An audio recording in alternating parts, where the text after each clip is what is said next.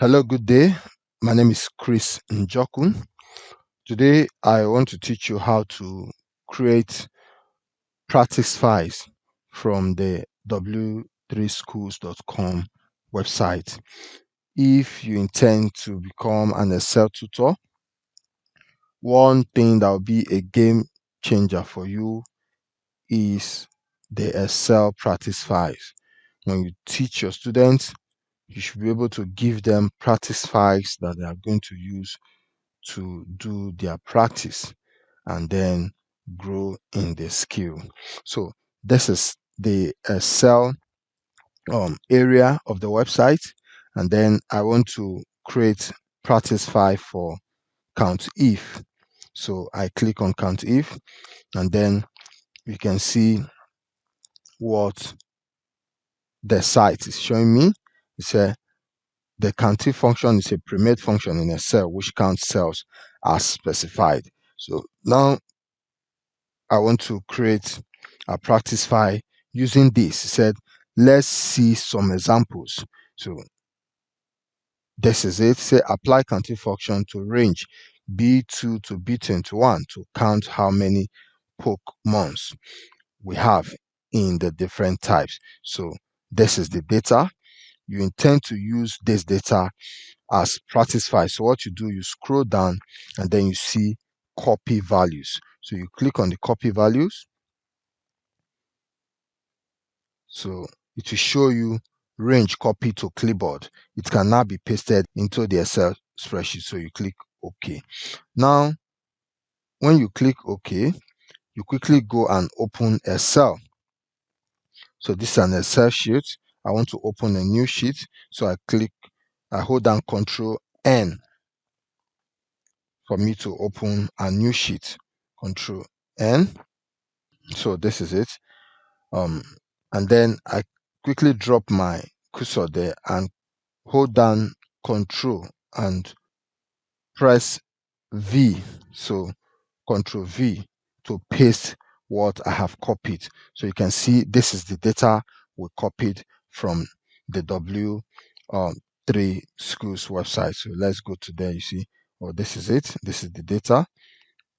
It ends on row 21. So this is it. It ends on row 21. If it is not as visible as you want, you can quickly expand the cells. You can expand the columns. You see what I'm doing? You hold down, you bring your cursor here, and you hold down, and then you expand. So you can see that the data is ready. So what next do? You quickly click on File, Save As. So maybe on your desktop or anywhere, you just give it a name. So I want to create a folder for it and say count if practice.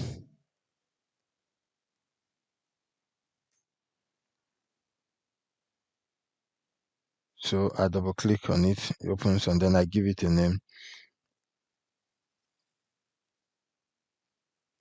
Count if underscore practice. So I click on save.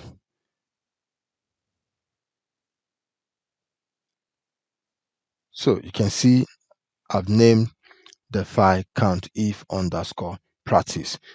If you are teaching a particular student count if as a topic, by the time you are done, you can quickly give the student this as practice files.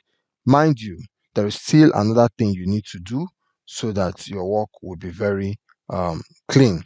Now you go to the website and then see how the question was given. You can see apply the counting function to range B2 to B21. You can screenshot this if you want, or you can copy it and paste in words. These are different ways you can do. You can just copy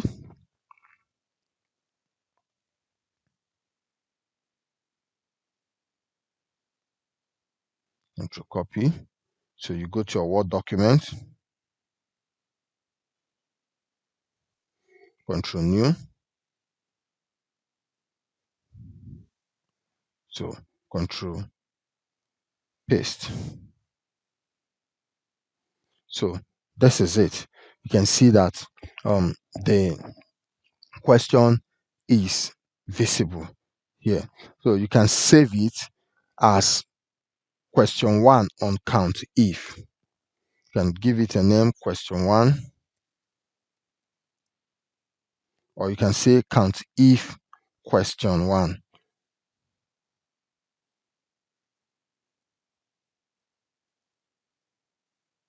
Count if question 1. Press your enter key.